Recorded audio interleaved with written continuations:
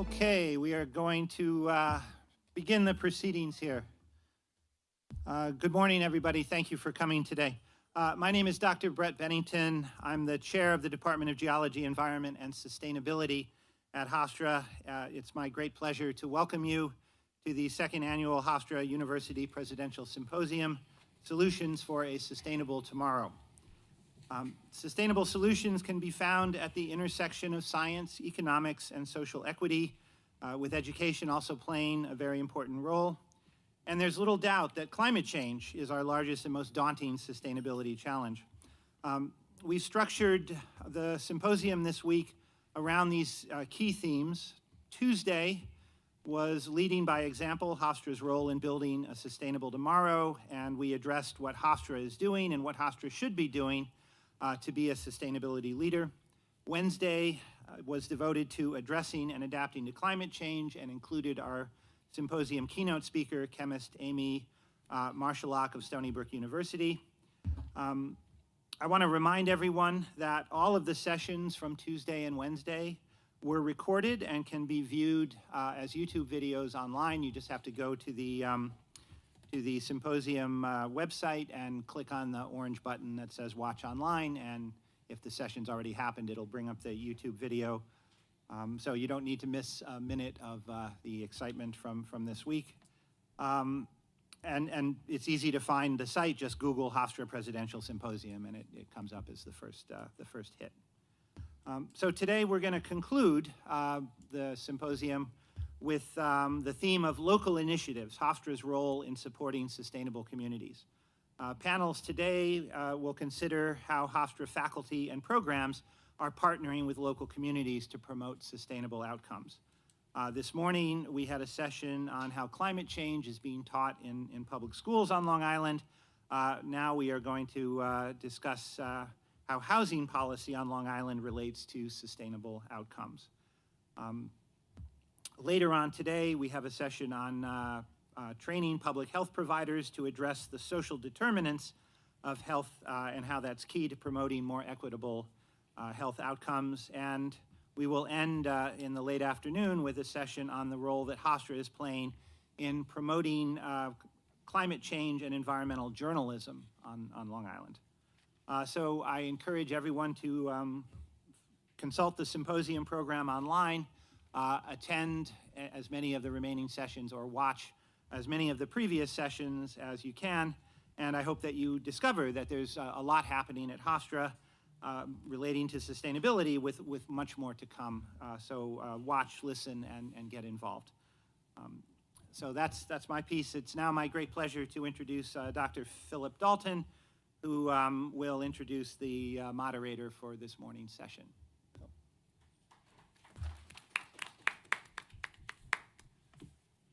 Well, thank you all for being here for the Center for Civic Engagement's contribution to the week-long presidential symposium focused on solutions for a sustainable tomorrow. This event, of course, could not have come off without the support of Hofstra's Cultural Center, so I want to make clear how thankful we are to Athleen and the staff at the Cultural Center, so thank you very much.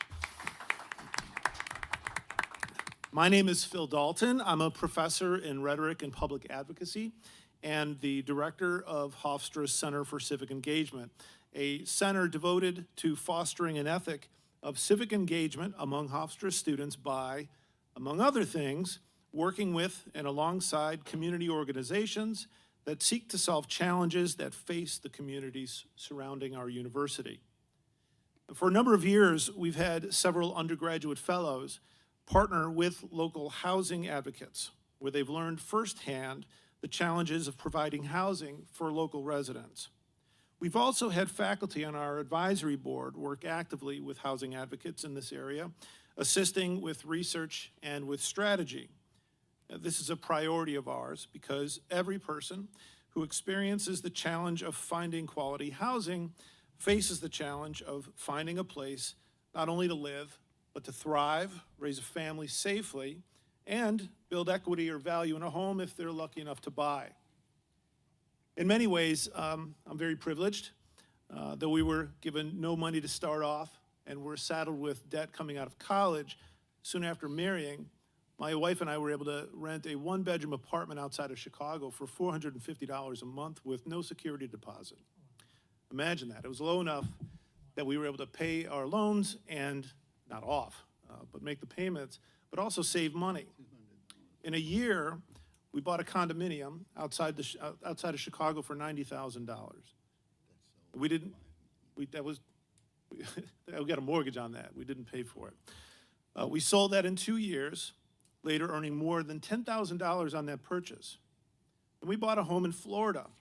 And in 5 years, we made a lot of money on that house when we sold to move here. Well, then we moved to Long Island. 2007, just as the housing market was at its peak, and the money we earned selling in Florida was barely enough for a down payment on a Long Island home. Few homes we found were available for under $400,000, nearly $500,000 just to get into a house. The roof was destroyed, the cesspool had collapsed, and we had to learn what a cesspool was. We had a 2-year-old who wanted to play in the yard where there was a gaping hole that could swallow him. We would have bankrupted, very really, if not for the federal government's House Affordable Modification Program. That program allowed us to rewrite the terms of our loan, effectively refinancing it without a fee. Without that, I'm sure we would not have remained on Long Island and would have left Hofstra. Shortly after moving in, however, I was invited by people in my community to join a Facebook group titled Stop Matinacock Court. What is Matinacock Court? Matinacock Court is an affordable housing development planned about a mile from my home in East Northport in the Township of Huntington. It was initially proposed in 1978 and was tied up in court as local residents fought to keep affordable housing out of the community. Failing to build affordable housing outside the hamlet of Huntington Station, where the town of Huntington has historically packed low-income people of color, violated the town's agreements with the Federal Department of Housing and Urban Development. Huntington was willing to take millions of dollars of federal money for urban renewal, but was unwilling to keep up its end of the bargain to desegregate the community as it renewed housing stock. The United States Supreme Court ruled in favor of the Huntington NAACP in 1988, and Huntington agreed to build that project. It's 2022, and ground has still not been broken. So we've been going from 1978 to 2022 to get the Matinacock Court project built. Well, with my newfound appreciation for the difficulties of housing, I had renewed empathy for people who just want to survive in a safe and affordable place to live. Needless to say, I did not join that Facebook group. When CCE was approached about proposing a discussion about sustainability, I wondered just how sustainable the housing system is on Long Island. We can and should discuss sustainability of water and energy, but at a minimum, we must make certain people have shelter, and that those with the privilege of a home are not only those people of privilege. It gives me great pleasure to introduce today's discussion titled Sustainable Housing: Can Long Island Housing Policy Sustain Its Growing Diverse Population? And now to introduce our panel and to moderate the discussion, I introduce one of the many gifted and generous members of the Center for Civic Engagement's Advisory Board, Dr. Chris Neidt. Dr. Neidt's research focuses on the effects of metropolitan growth and decline on race and class inequality in the U.S. suburbs. And more recently, his work has focused on the effects of the foreclosure crisis and the development of older suburbs. Before I hand things off to Chris, if you have questions or comments along the way, I was asked to remind you to please use the microphone so that it is both recorded but also broadcast to those who are watching by streaming. Chris. Okay, thank you very much, Phil, and thank you to you and to the Cultural Center for organizing this panel and inviting me to moderate it. I am Chris Neidt. I'm academic director of the National Center for Suburban Studies here at Hofstra and also professor in the Department of Sociology. This session focuses on affordability and sustainability, the link between the two, and they're timely themes that we read about ever more in the news as climate change accelerates and as families struggle to buy and rent housing, to find a place to live. It's also timely because next week marks the 75th anniversary of the opening of Levittown, just down the street. And that was an iconic post-war community, as we all know, that provided much-needed affordable homeownership opportunities and offered suburban country living that had previously been reserved for the very wealthy. Levittown's success catapulted William Levitt, its developer, onto the cover of Time magazine, which celebrated him as an entrepreneur and an innovator, as they put it, the most potent single modernizing influence in an antiquated industry. Well, we know that this was a kind of myth-making. Levittown was not solely a creation of free enterprise, but instead was the product of extensive subsidies and regulatory support. Federal insurance guarantees made these homes affordable, and government grants and subsidies literally paved the way to suburban expansion by supporting auto-centered infrastructure that suburban life relied upon. Nor were these new suburbs truly affordable. First, they were obviously not affordable to the Black laborers who helped build the homes, but were refused the opportunity to purchase them. Discrimination against Black and Latino home buyers typified inequalities across the housing sector and across the post-war US welfare state. There were Black suburbanites, and in some cases, suburban neighborhoods that Black and Latino suburbanites, and in some cases, suburban neighborhoods that attempted to replicate Levittown's success for upwardly mobile minority buyers. But new post-war developer-built suburbs were overwhelmingly reserved for white occupancy, and that had effects upon Black and Latino household wealth, job opportunities, access to services, and race and class integration that echoed to the present. They were also not truly affordable because they relied on a form of low-density, car-dependent development that didn't expect suburban residents and businesses to pay for their environmental impacts. As the earlier panels have made clear, we are paying for those impacts today. Now this, we began in the 50s, 60s, and 70s to see a growing number of writers, local activists criticize the way that the suburbs had been built and tried to change them. And as Christopher Sellers and others have documented, some of the earliest suburbanites later became ardent environmentalists. On the housing side, the interrelated movements for fair housing and inclusionary housing targeted suburbs, places like Long Island, confronting their histories of racial and class exclusion. And we start to see some slow progress on both issues, beginning in the 60s and 70s, as activists won victories in securing fair housing and fair lending legislation, and as city planners and environmentalists pressed for better growth management in city planning. But organizers, advocates, and policymakers have really struggled to reconcile both affordability and sustainability, to build housing that is sustainably affordable and that contributes to environmental sustainability at the same time.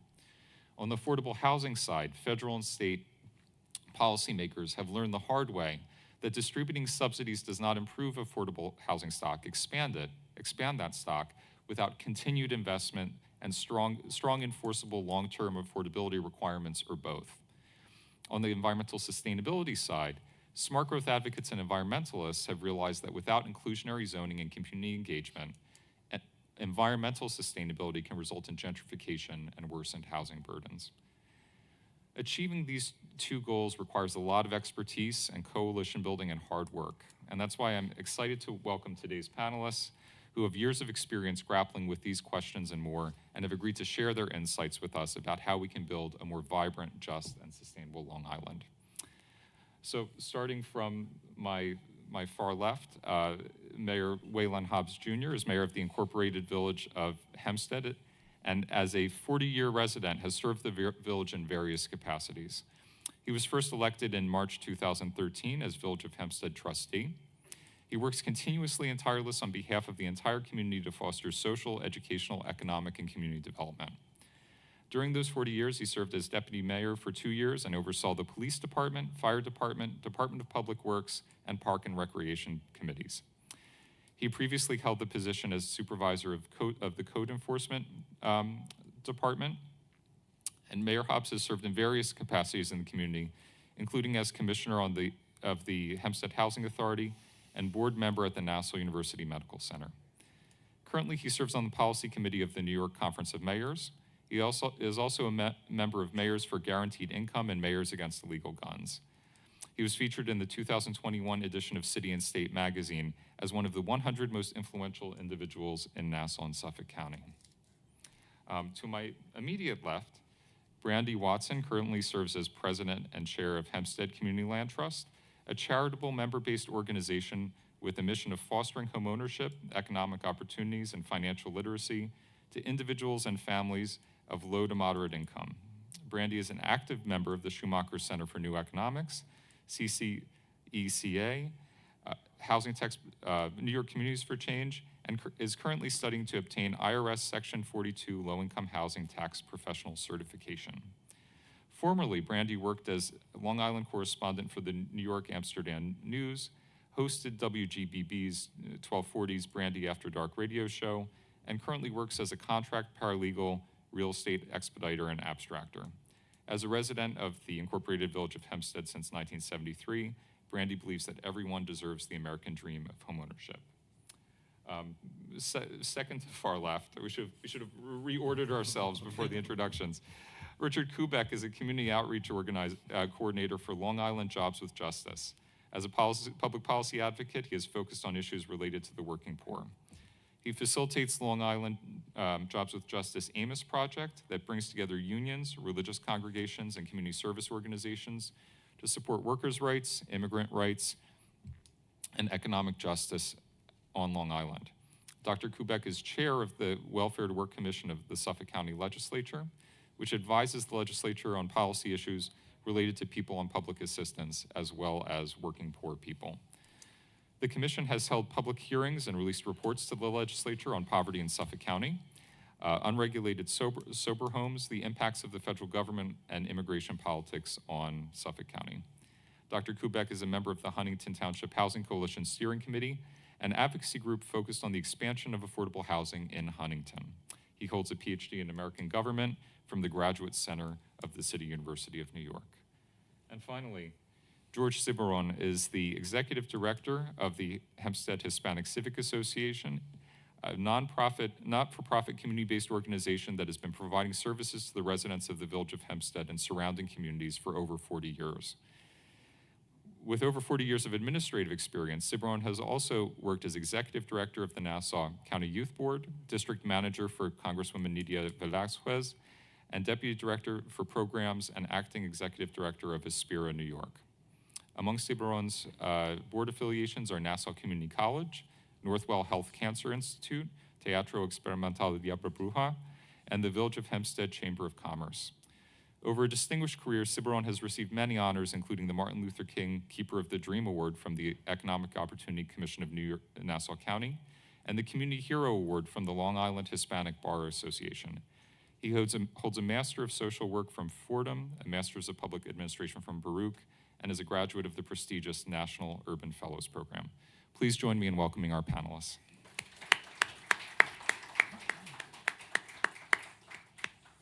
So my first question is for Mayor Hobbs. Mayor Hobbs, over the last 2 decades, there have been several proposals to revitalize the village of Hempstead, including plans to redevelop surface parking as multi-use commercial and residential space. Can you tell us about how the village is currently trying to revitalize downtown? Are there models of successful redevelopment that inspire you, and are there negative effects of redevelopment that you're trying to avoid or mitigate? Sure. Thank you for this opportunity to serve on this distinguished panel.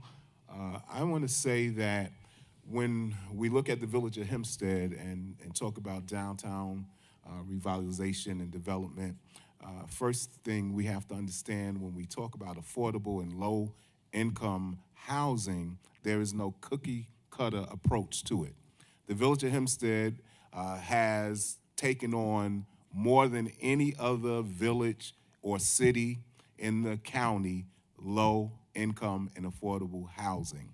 And so the first thing in order to redevelop or economic development of any community, we need all of Nassau County to take its fair share of distributing low income and affordable housing. Because anytime you inundate a community with nothing but low income, affordable housing, it's hard to market or sell commercial development to your community that would bring in more tax revenue, sales tax, and people to come to your community to shop and live. And so you asked about the parking lots in the village of Hempstead. Before I was elected as mayor or trustee, the former mayor and trustee board agreed on what was called the Master Development Plan, and giving the mayor the opportunity to sell the parking lots to the developer without having a vote of the trustees. Now, I disagree with that approach because we know that property is valuable, land is valuable, and it gives you more opportunity to negotiate. So we've been able to come in office and now renegotiate even our parking lots. If a community is going to have successful development that's going to bring in our young professionals, places for young people to live, entertain, and stay, it takes the input of the community to say what's best for our community and not a developer.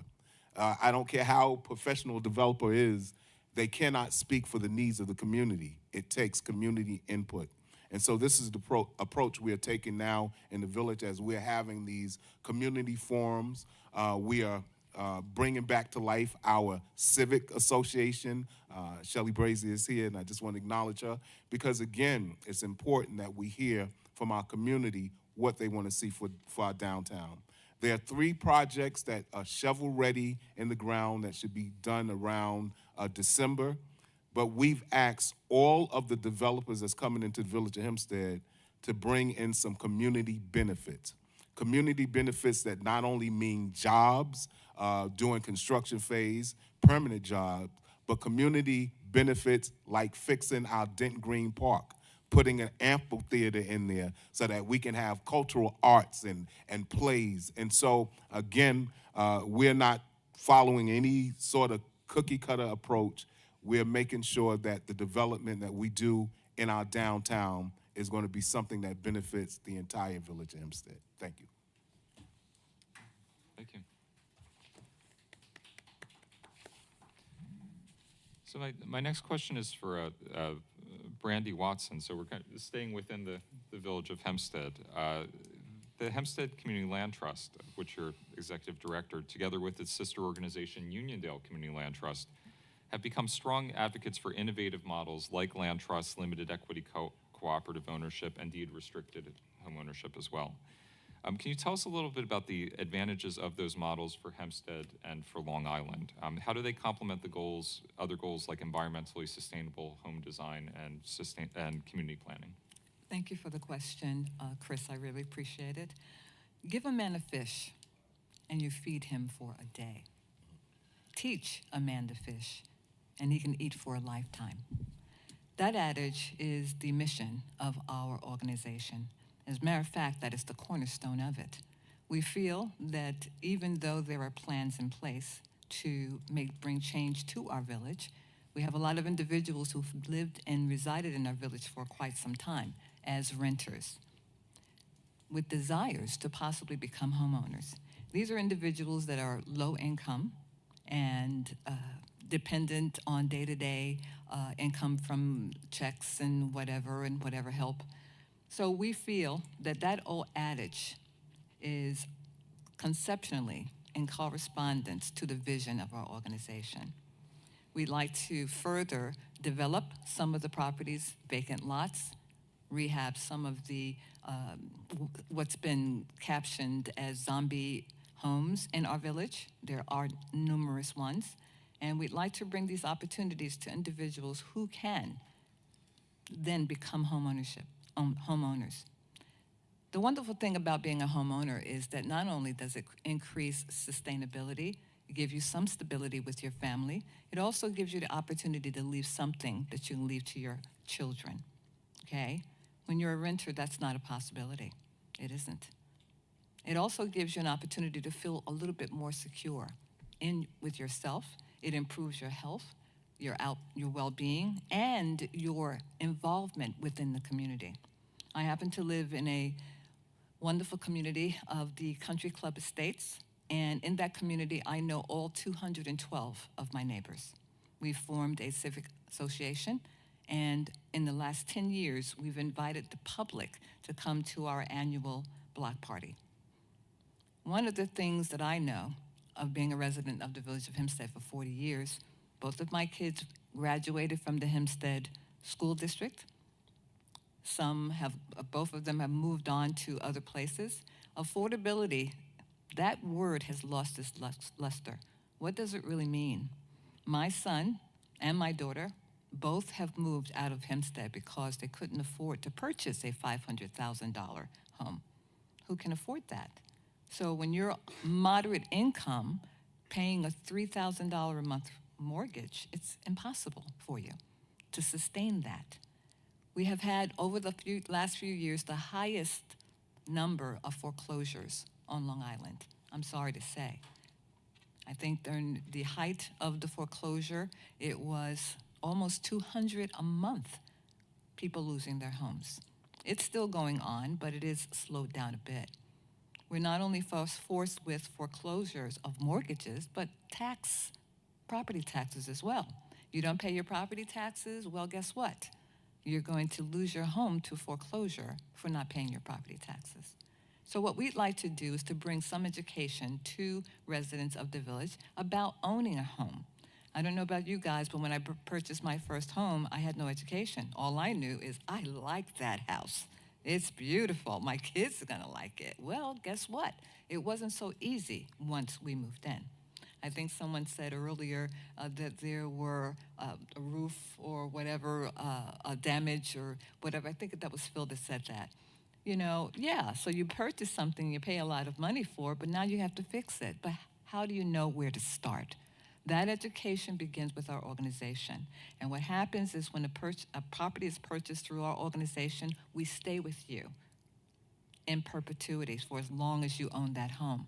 The importance of that is if you find yourself in any difficulty at all, whether you lose your job, someone passes away, there's a divorce, there's always our organization there to help pick up the pieces if we can. And if there's no way to help you, then the other thing we can do is take the property back and provide that same home to another income-eligible individual. Okay, thank you. You're welcome. And if I could pick up on your comment about the meanings of affordability, I think that that's a good segue to my next question, which is for Richard Kubek. You've worked with the Huntington Township Housing Coalition for 20 years, and a significant amount of your work has been to dispel common myths and fears that affordable housing will ruin the quality of local neighborhoods. How have you remessaged affordable housing and talked about affordability and advocated for specific developments? How did you mobilize support for those developments, and were you successful? Yeah, this has been an evolutionary process for us. First, I want to give a shout out to our current president who's in the audience, Hunter Gross, who's 26 years old and needs housing, so he's all perfect. He's the real deal. So we've been at this for 20 years, and I can recall our first advocacy campaign was for a place called the Greens. It was going to be 100% a senior citizen luxury housing, and we wanted some affordable component. And when the town board was considering this project, the place was jammed with people opposed to our position about affordability. They wanted senior luxury. They didn't want the affordable component. And the councilman at the time was Steve Israel, who went on to be congressman. And when we met with Steve, he looked us in the eye, the leadership team, and he said, where are the supporters for affordable housing? The room is always filled with the antis. A really good question. Mm-hmm. So over the years, we dealt with like, how do we message this so that you get folks out?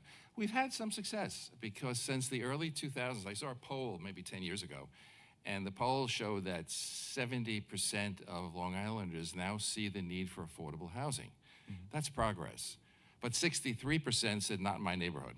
Mm-hmm. So we have some work to do, right? So what have we done to sort of remessage the need for affordable housing? Frankly, our targets are white homeowners who are older. They tend to be the NIMBYs. They're the ones who turn out. They're the ones who say no change. So what have we told them? Well, we've had a number of message points. The first, and I want to be crude and just say it straight out, the first message point is it's not about them, it's about you. This is about you. This is about getting your kids out of the basement when they're 35 years old. This is about having grandchildren you can visit, in Sayville rather than South Carolina. This is about the large number of people who are young people who are leaving Long Island. Huntington had one of the largest outflows of young people in the last 10 years because they can't afford to live here. So our question to them was, who's going to buy your house? No one's going to be here. And the other question is, oh, by the way, where are you going to go when you want to sell your house if there's nothing available, if there aren't rentals, if you want to downsize? So that was the one message. The second message, remember I talked about them? The second message, we were involved about 15 years ago in an island-wide campaign that was a public relations campaign called the Long Island Campaign for Affordable Rental Housing. And the message was, can you afford to live without them? Them, the painter, the nurse, the teacher, the construction worker, the restaurant waiter. Can you afford to live with them? We had a great ad. It was a pro bono, and the ad showed, the picture was of a guy painting a house, a professional house painter. And so the message came across, he can't afford to live here. And he disappeared from the job, and the ladder was empty. This struck terror in my heart, because I have zero interest in doing any kind of house repairs. And so the message was, if you don't provide housing for these people, you're going to lose important folks. And I have to say, you know, maybe the one good thing about COVID is that we have discovered the essential workers, the low-wage workers, them, you know, that they really do important stuff for us, and they can't afford to live here. The third message is, would you all calm down? It's not about queensification. How many have heard that term? Mm-hmm. We're going to become queens. So we've made the message that this fits the suburban model. You know, frankly, some of the attempts to build these high-rise, low-income projects, which were well-intended, I think of the Cabrini homes in Chicago, they were disasters. They were poorly designed, and they're being literally bulldozed. So our message was, could you just look at what's being built? These are townhouses. They fit into your neighborhood. You wouldn't even know. In some cases, we mix the affordable units. There's one wonderful project in my community of Dix Hills. It's called Millennium Hills. It's all affordable. Half of it is low-income housing, very low-income housing, and the other half is very, very affordable ownership homes. You can't tell them apart. So we use lots of photographs and pictures and told people, go, look at them. This is not the 20-story high-rise. This is the kind of thing you can live with. We've used terms, I think Tom Swazi really had a terrific, buzz line. Swazi said, could you, everybody just listen. This is a 90-10 situation. We're not gonna wreck your beautiful, home ownership communities. This is about the 90% that are home ownership that we'll leave alone, and we've picked up his message, and the 10% that we could fiddle with and create so that we have housing opportunities. So basically, it's sort of appealing to the self-interest of the people who would jam the auditoriums and say, not in my backyard. And the last piece I want to say, we got very much involved in defending an Avalon Bay complex in Huntington Station. It took 2 years. But in the end, we decided halfway through, why don't we shift the message and shift it to something else? Why don't we talk about economic development? That this is about, in this case, it was Huntington Station. The place where the Supreme Court said to the town of Huntington and the rest of the nation, stop putting all the affordable housing. Huntington Station, very much a situation like yours, Mayor. And so we said, let's flip the message. Let's not lead with housing. Let's lead with this development. This complex, Avalon Bay, will help to revitalize the community of Huntington Station, which it has done, 400 or so units, 80% market rate, 20% affordable. So that's the message. There are some holes in it, and I'm willing to talk about them when I have more time with questions. But we do really appeal to that white, nasty, angry, upset, nervous homeowner who's saying, not in my backyard. Okay, thank you. And I think there's a lot more that we'll be able to discuss about that when we get to the conversation after the presentations.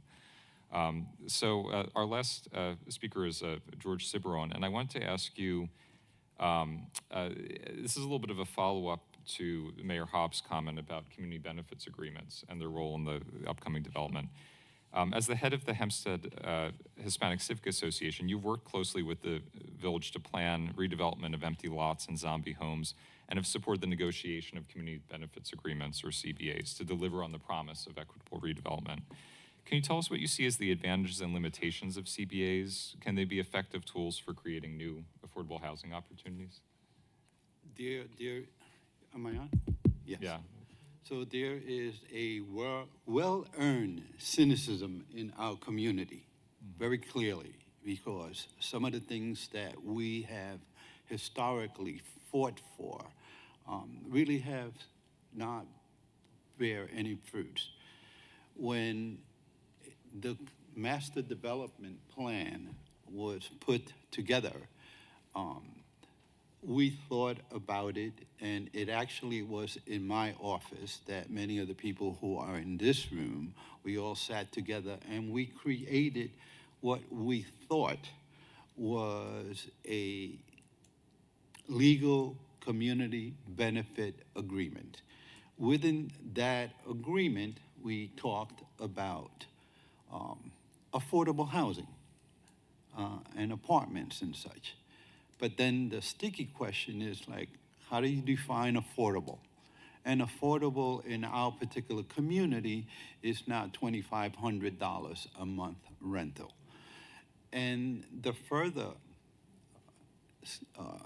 issue that we had when the 303 building was put together that received a pilot, which is, payment in lieu of taxes, which seems from the developer's perspective that we can't build anything, whether it's in Hempstead or anywhere else, without a pilot.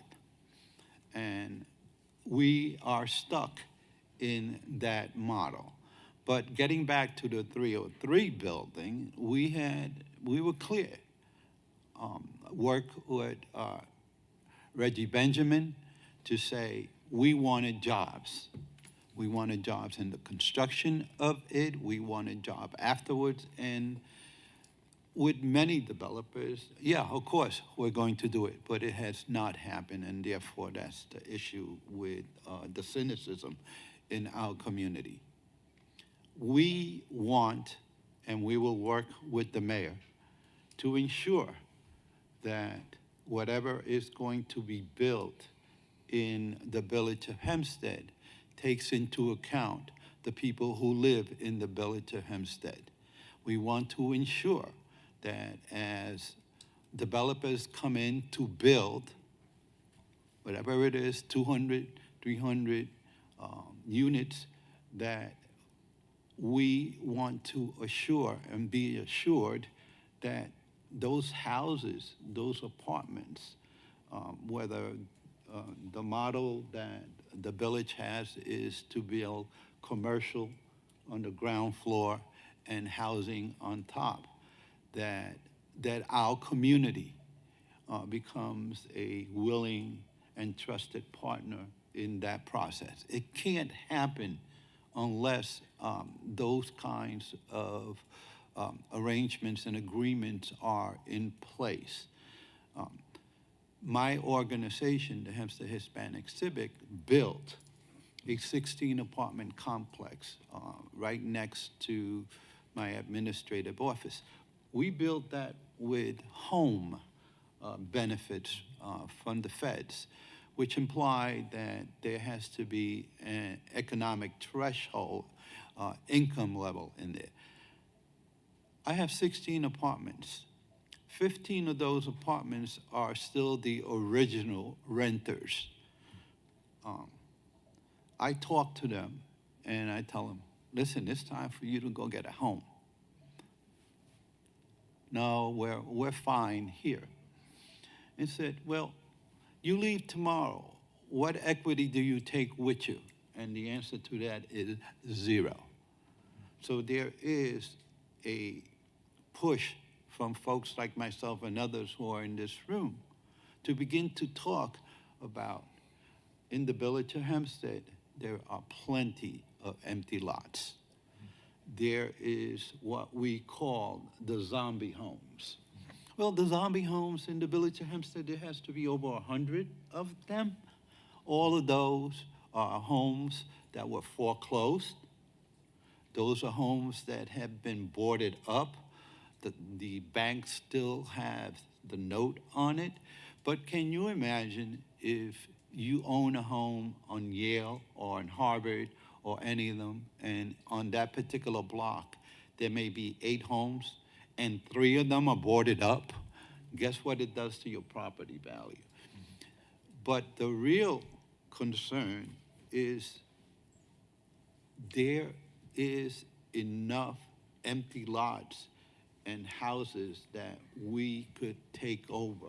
And the we is Brandy with her land trust, myself, and other people in this room who could go, for instance, to the New York State Department of Housing and ask for funds to rehab some of the homes, to bring in some investors who will be willing partners with us to purchase those zombie homes, and then put a lottery together.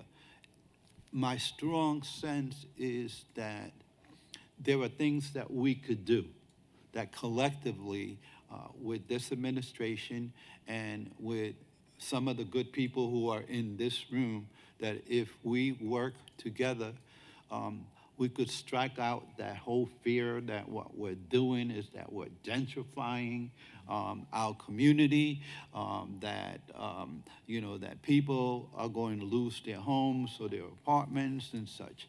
And I think that we have to do collectively a better inform our community as to what is going on. We have had the issue in the village of Hempstead, particularly with the empty lots, okay? We have had a greater issue with the parking lots that says, wait a minute, one master developer walked away owning all of the empty lots or the parking lots, which implies that if you want to build on that parking lot, you have to buy it from the master developer. That's what's out there. And in speaking to the mayor, there is a process that we're putting in place to get those lots back so that we could build what we need to build. We have to assure the community of the residents of the village of Hempstead that what we're doing is building affordable housing units and affordable homes so that our children do not walk away and move out of the village.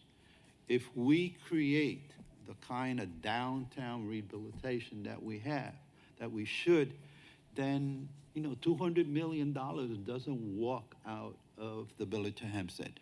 200 million, maybe 300 million is the number of dollars that people in our community take out of our village because they go to restaurants, they go to the mall, they go to the movies, they go places where at one time we had in the village and we no longer have. And if we want to keep our folks, if what we want is a vibrant Hempstead, we have to work collectively to ensure that all of the needs of our community are taken into account. Okay, thank you very much. And so I think that the comments that all 4 of you have just offered speak to some common themes, including the importance of messaging, of coalition building, of identifying the stakeholders who really have something to gain from affordable housing construction. And one of the things that's been really striking as we look at the national landscape, as we look both at Long Island and other cities and suburbs across the country over the last few years, is kind of this growing YIMBY movement, right? Kind of yes in my backyard movement. That has brought together kind of pro-development coalitions between developers and young people, especially, not only, but especially young college-educated professionals who believe that building more housing will create more opportunities for them. And some of these coalitions have been, have included strong, have insisted on including affordable housing in their plans. Others have taken the position that even building market rate housing would create more units, more housing opportunities, and that just any development is a positive thing for their cities and regions. So can you speak to kind of the potential and limitations of that type of coalition? Like what types of groups need to be brought together to push affordable housing forward in the region, and how important what role do young people play in those coalitions? Oh, I'm sorry. Okay, sure. Yeah, we've tried this. It's not easy. Because you have to look at the demographic. Who would be in the YIMBY group? And we've done it at times successfully. So, for example, in one of our complexes, the Ruin Road, it's now called Highland Greens, we work with the NAACP, kind of a usual suspect. And that was very successful. But we also had other groups with us. The problem with working with the young people, which would be a primary demographic, I think they would be the most motivated to come out, is that they don't. They're not invested in the community. They're thinking of getting out, because they can't afford to live here. They're looking toward places like Long Island City. I remember one time we actually had a cocktail party, which was pretty successful with young people, and they came and we served sangria and we had a fantastic conversation. But basically, and we're still talking about having programs that are really socials. But the primary demographic out here for YIMBYs are not the homeowners. I mean, there are some very good, moral, high-thinking folks who have joined us. We work with congregations sometimes, which are pretty good. Bring congregations in on the moral argument. But the primary target would be young people, and there is a really growing group called minority millennials, I think. Yeah, but they're college educated, and so they're going to be looking for what they consider affordable, and it's not going to be affordable for lots of other folks. So that's the problem. So that has been our target. We're still working at it. We just elected a 26-year-old president, get the young people involved, and he is. He does TikTok and all kinds of crazy stuff, that really gets out and gets us into the media, social media, and we're working at it, right? We're trying, but it's a tough demographic to herd into a room and get focused on the future of Huntington when they're thinking of leaving because they can't afford to live here. Yeah. The same thing applies to the village of Hempstead. We have a large number of young adults that are in our village, and media is where they seem to all meet up. We do have a local influencer in our village, and I'm quite sure all of you from Hempstead know who I'm talking about. That's Antonio Kelly. He gets the word out. He's attending all the meetings and whatever. So I think that if we can come up with a strategy where we feed him certain information that perhaps he can put out there for us, because people are not necessarily looking for our individual websites, but perhaps they're following him. I think he has hundreds of thousands of followers. I know he does live streaming, and I get a message almost every day that he's someplace. So that's my suggestion, is that we find or identify the person within our community where young people are responding to. That would be my suggestion. Yeah, and also, I would like to add to that. Listen, diversity is the best growth for economic improvement in the community.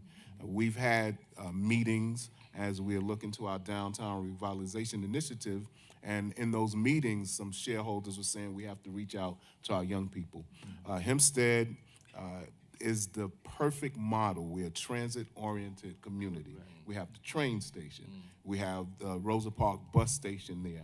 And when you look, I know someone was saying that some young people would be scared to live in certain neighborhoods.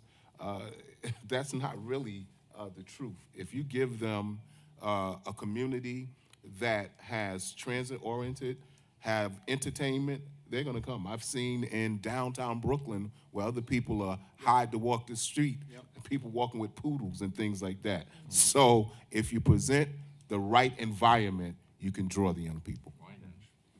Wyandotte is a perfect example. We are here in Hofstra. You got so many students that are Friday night looking to go somewhere. And it's not into the village of Hempstead. That's one of the things that we do. When you begin to talk about and to begin to build, not just housing, but, theaters, bowling alleys, all of the things that were there in Hempstead at some point, we could draw people from other places. The concern that I have when we begin to make, alliances is that, in my view, we are picturing this as a black and brown issues, and we have not done enough to bring in other ethnic groups and white folks and everything else up there, so that it is not a black and brown issue. It is an issue. And as many different groups need to come together to begin to tackle this very critical issue of housing in our communities as a whole. Absolutely. I want to add something to that too. When we talk about improving our community, when we're talking about better for our community, I always share this with our community. It shouldn't mean gentrification. Yep. It should mean that you deserve better, yep. That you should have better living, better quality. It shouldn't exclude you, it should include you. And I think that's the message that we need to share. There you go. That was one of our message points. It's not about them. This is about you. It's about your own self-interest, all of us. Okay, and I want to also just reiterate what Phil Dalton said at the beginning of the session. For anyone who has questions, feel free to come up to the microphone and share them. Don't be shy.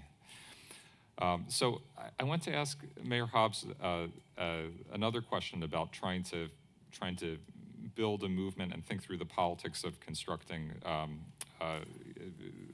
affordable housing and also creating development that works for both the village of Hempstead and the region as a whole. And so we have this region that's incredibly fragmented, right? Where local officials do not control the land use and housing policies of their next door neighbors or of the region as a whole. And we've had, over the past year or two, we've seen the governor try to create a regulatory structure that would push local governments to adopt different, to allow for more denser development. Can you say anything about the effect of fragmentation on our ability to deliver the benefits of revitalization while providing affordable housing? Because you mentioned that the region as a whole needed to take its fair share. How do we do that? How do we move towards a region where other communities are accepting affordable housing? As an elected official, we sometimes have the proclivity of swinging the pendulum too far to whatever extreme instead of actually dealing with the real issue. When the governor tried to implement that, I was totally against it because I knew that the only communities that would suffer would be our communities. Correct. Because so many times when trying to correct something, these other communities still have the ability to say, not in our community, and it winds up coming in our community. When recently, some of the undocumented minors that the state said that Hempstead is mandated to educate, other communities was able to say, not in my community. So we have to come up with laws that's going to be precise and make sure that it addresses the real issue.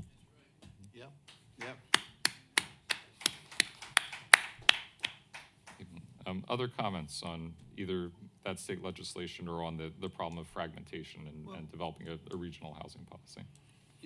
They talk about NIMBY. Perfect example. Right next door to us is Garden City. Erase racism, sent out folks to, in groups, white people, couple black people, couple, to try to get housing. And the study was very clear. They would show an apartment to the white couple, but not to the blacks and everything else. So that whole issue of, quote unquote, more affluent communities are not at all in favor of having affordable housing in their particular community. And we would, if it was only about housing, it's not. We probably have more shelters than anywhere else. We probably begin, if you talk about any demographics in terms of like where they wound up, and just talked about unaccompanied minors. They wound up in our community. They're not going anywhere else. Something happens, send them to Hempstead. And they send them to Hempstead because we as a community have not really gotten to the point where we are politically strengthened. And that's an issue for us to take on, to be able to talk about in any given election that not just 10% of the community comes out to vote. We need to build. And whenever I talk at any of my galas, I talk about the relationship between the black and the Hispanic community. When you are fighting for limited resources, folks are gonna put us against each other. I use the analogy that there are two trains going on parallel tracks. On one train are all the wants and needs of the black community. And what are they? Good jobs, better housing, better education for their children, better standard of living.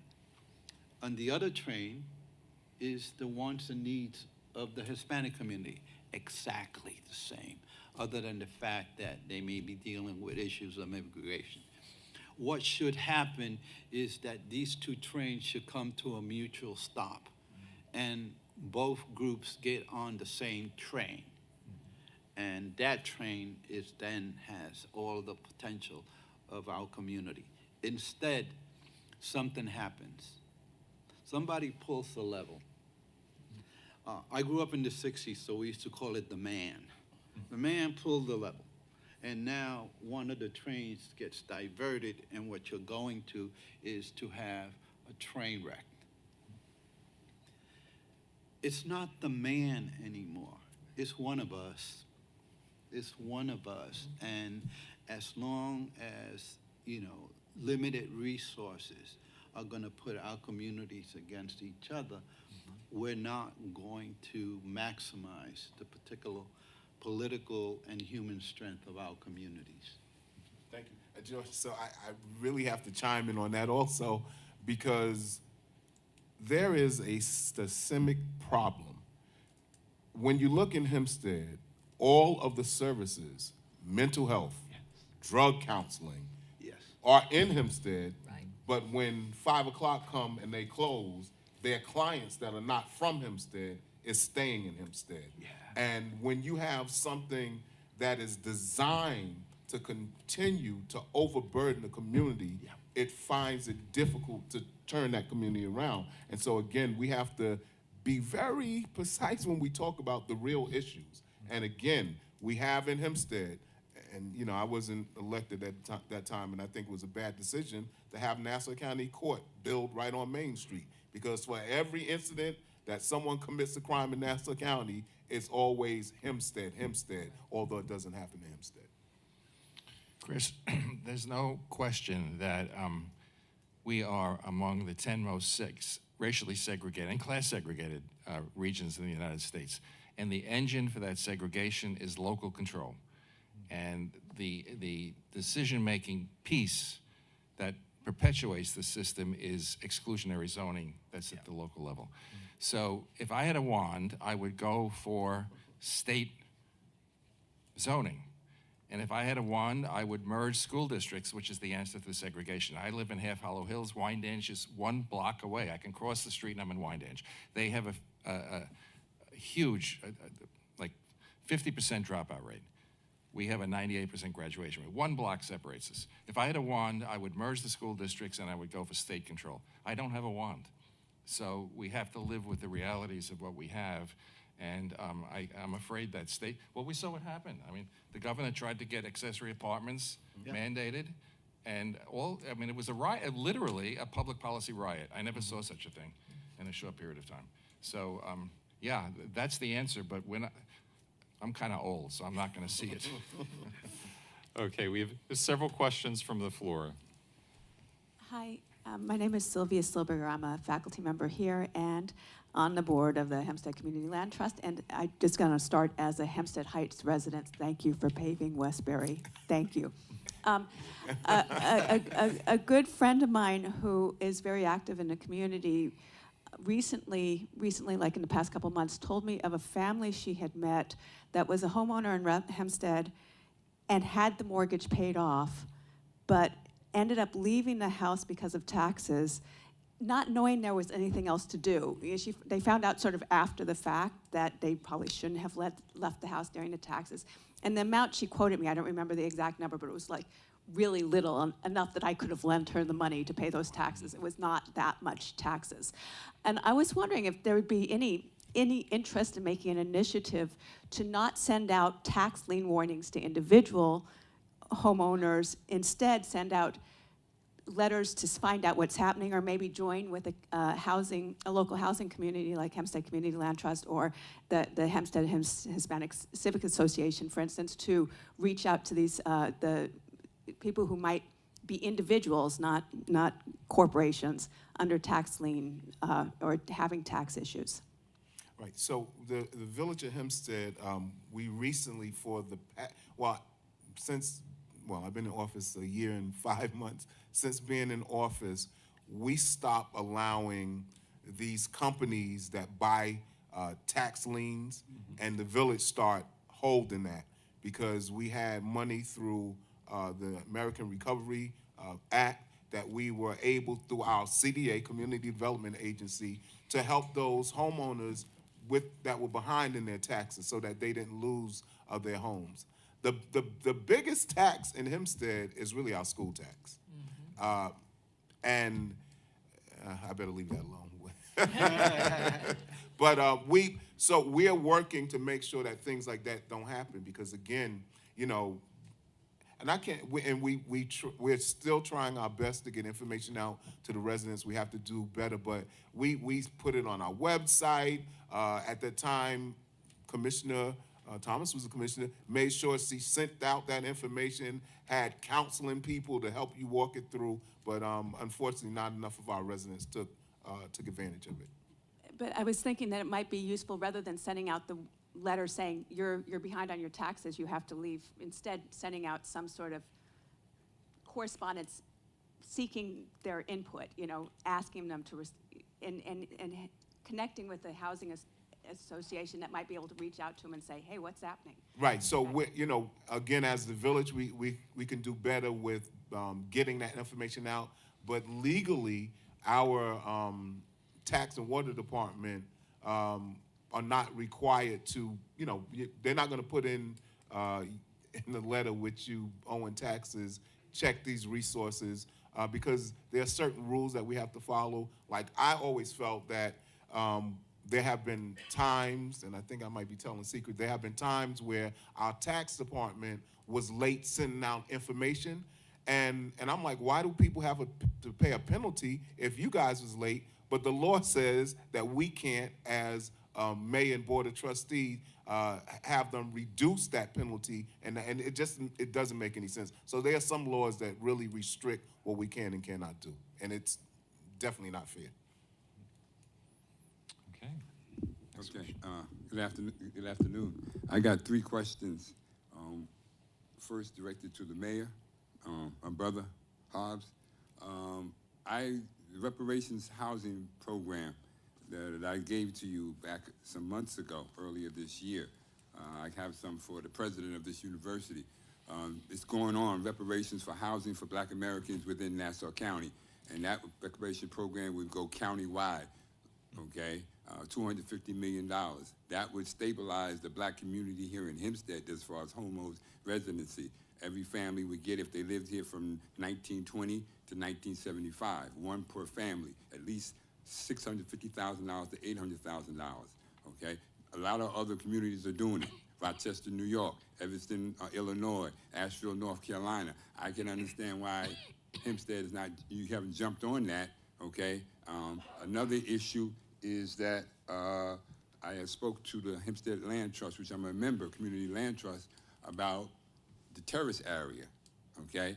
And Land Trust taking over all those buildings from them slumlords that own it, okay? Getting $100 million to take that where we supervise. That's the most concentrated area of Black people in Hempstead. But what's happening is the most surveilled with military and Defense Department surveillance on those residents, okay, all right? And they're feeding them into the court system, into the criminal justice system at 262 Oak Country Road. I know a lot of cases where surveillance technology that exists nowhere in Nassau County or nowhere in America is on that community. And that's on the police department is predominantly white, like Ferguson, corrupt police or white police officers or wrongfully arresting, violating the constitutional rights of the residents in that area. They're under constant military occupation, okay, like it was when Gardner was there, okay? Nothing has changed. Instead of bringing in investment, instead of disinvestment into that area, okay, that needs to be changed, okay, all right? Nassau County, my family came here in 1959, is the most segregated county in the nation, okay?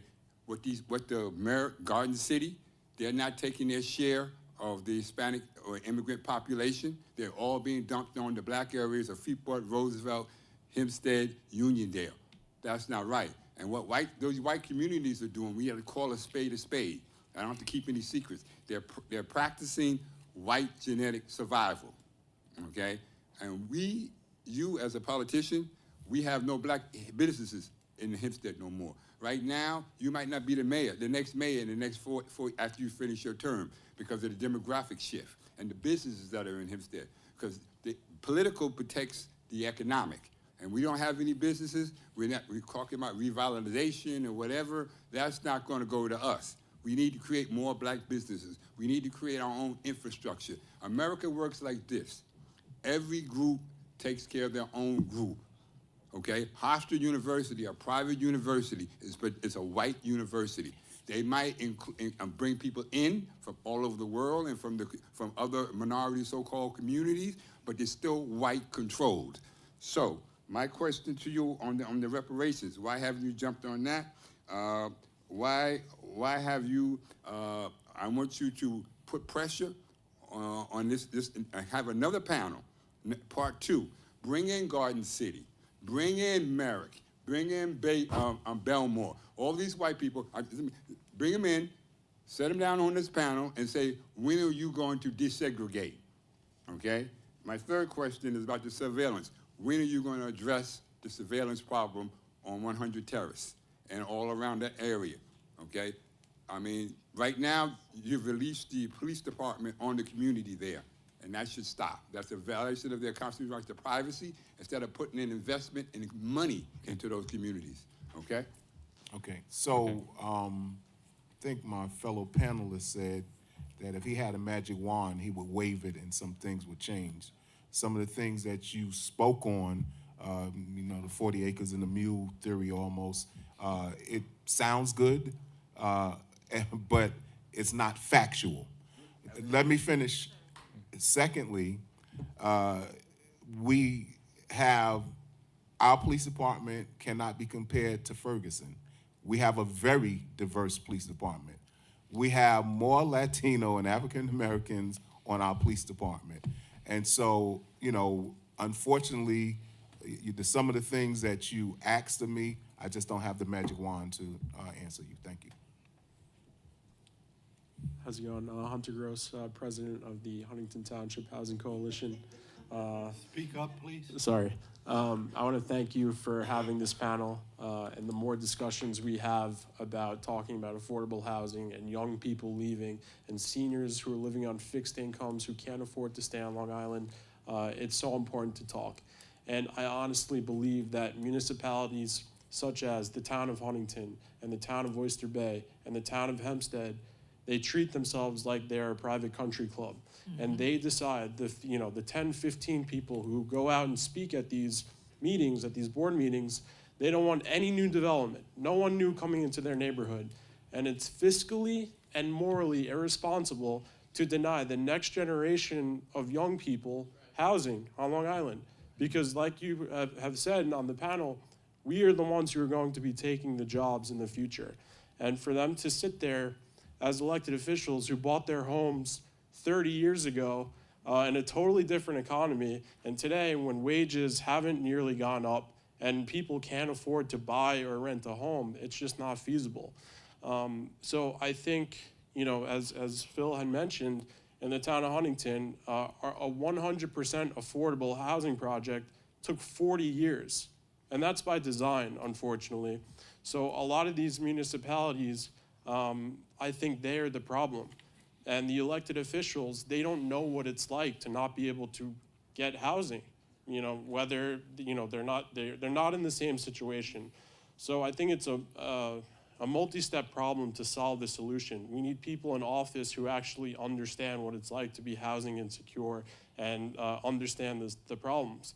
And I guess to the point where you talked about local control, I think that's the huge issue. Last year, when Governor Hochul tried to bring accessory apartments to Long Island, we saw the county executive and the town of Hempstead supervisor and the town of Oyster Bay supervisor all piled together and say, our communities aren't going to be safe. And so we see that this is not just about housing, like many have mentioned. And, I think that it's not okay, because for the town of Hempstead and the town of Oyster Bay and the town of Huntington to take their fair share, it has to be from the state level. And we see, Massachusetts and California and, Maine, a lot of these states are passing housing regulations at the state level because they see, look, it's not working with municipalities, because at the end of the day, they're doing their best to keep new housing from being developed, young people from being able to afford to stay.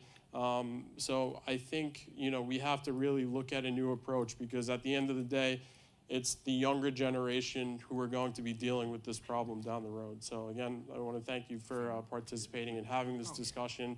And I hope next time, the more and more discussions and the more and more questions we can ask the supervisors of the town of Hempstead, the town of Huntington, town of Oyster Bay, it's like, what are we doing here? Because to do nothing is simply not good enough. So thank you. Thank you.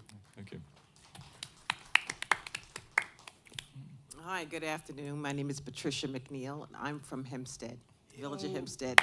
So I will be speaking about Hempstead. That's what I know. Mayor Hobbs, you mentioned that it wouldn't be fair to put notes into the tax bills. But if we do it for the entire community once or twice a year, there's no discrimination there. So that should maybe free up the law a little bit, that people can make, even if it doesn't affect me, I can just bring it to my neighbor's attention that, hey, did you see this? Right. And we can have conversations. Right, I'm sorry, I didn't say it wouldn't be fair. I said that we can't do it based on, I said the village can put it on their website, but the tax department can't put that information in there. Even if they did it to the entire village? Even the entire village. Okay, well, maybe we could put it in red, flashing on the website, so this way we'll get their attention. Yes, Because sometimes I get lost on the website. Got you. Now, as far as money, for the institutions who are redlining us, we need to remove our funds from their financial institutions and support the institutions who support us. Absolutely. And that is not that hard for us to find. So maybe we could start that way. And as you said, they send all their poor minority people to our district, but they don't send the resources. Right. They need, if you're gonna send the people, send the resources. And with the schools, we catch hell. I'm on the board. We catch hell because we have to educate them. So now we have to not only have math, science, social study teachers who speak English, we're gonna have bilingual. So now we're running 2 schools in 1.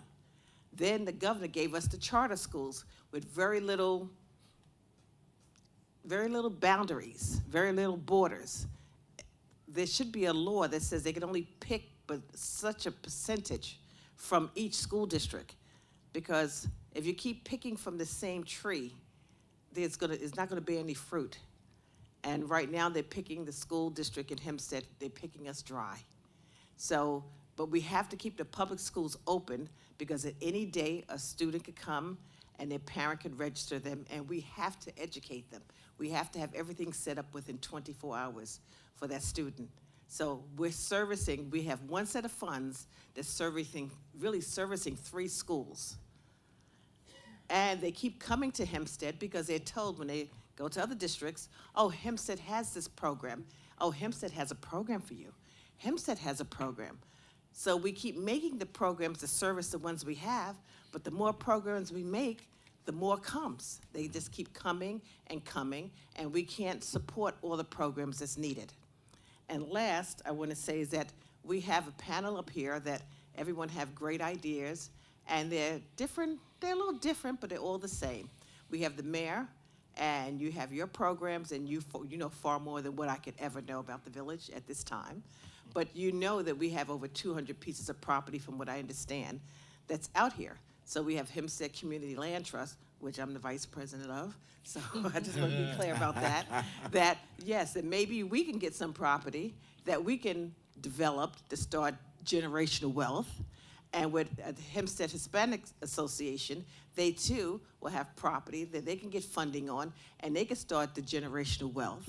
And Hofstra, maybe Hofstra could help us out. I mean, you know, Hofstra's not paying their fair share of taxes, you know? So maybe they can just help us out a little bit more, maybe not in money, but in other benefits. We'll take the money too. Well, yeah, we always take the money, but there's other benefits. So please, everyone here, we have a hand in this. No one person can make it happen, but together we can. Absolutely. Thank you so much. Thank you. And I just want to add, as far as the what we call zombie homes, many of our unoccupied homes are still owned by the bank. Yep. So there's a difference between homes that's been completely abandoned that we have more authority to, you know, turn over the land trust or whatever. Many of the homes are still owned by the bank. Oh yeah, I understood that when from Reverend Easley. I remember when he was in zombie homes. He gave us a lecture on how zombie homes are. Yes, yes. So, but I'm just saying, but we have vacant properties. Yes. Because there's been one on my block, and I've been there since, 39 years. And finally, someone's building a home there. Yeah. But, so, it happens. Gotcha. The property is there, and there's a lot. Most blocks you can drive through Hempstead. If you drive those 3 blocks, you're gonna find at least one vacant land. And it's more economical to develop a land versus try to rehab a house, as we have learned. So maybe we can have some land and we can build new homes. Sounds good. Okay, so we have 5 minutes left, and we have 4 panelists. So I think I just want to give each of the panelists 1 more minute to give us some final words, final thoughts, and key takeaways from the discussion. If you don't mind, I'd like to start with that, just to springboard on what Patricia Mcneil just mentioned. In regards to a community land trust, there is a misconception that any property that we deal with is off the tax rolls, okay? That is a misconception. The land itself that stays with our organization, obviously, that's only 25 to 30% of the value of the home. Of course, that's with our organization, and we're not going to pay the property taxes on that. However, the structure is going to be responsible for paying taxes. All right, so I want everyone to understand that there's not a no tax situation just because it is in a land trust. Okay. George? Well, you know, I just want to again reiterate that I'm looking forward to working with the mayor, with Brandy, and with everybody in this room to ensure that as we move forward, whether it's with the development, empty lots, zombie homes and everything, that we do it the right way. And the right way is to engage and involve the people who are going to be most affected by anything that happens in our village. I would leave us with a couple of caveats. We really didn't decide or define what affordability is today. Right. So I would leave with this caveat. Be very careful when we talk about affordability. What we accomplished as an advocacy group in Huntington is a 20% set-aside requirement if there's a density bonus, if you go from single home, 1 acre to multifamily housing. And that became the model for the state law. But here's what happens. The builders comply, or the town complies by building senior housing, or they build housing at 80% or 100% of the area median income, meaning for families earning between $80,000 and $100,000 a year. And so as we go forward, let's be careful that we define affordability for a range of incomes.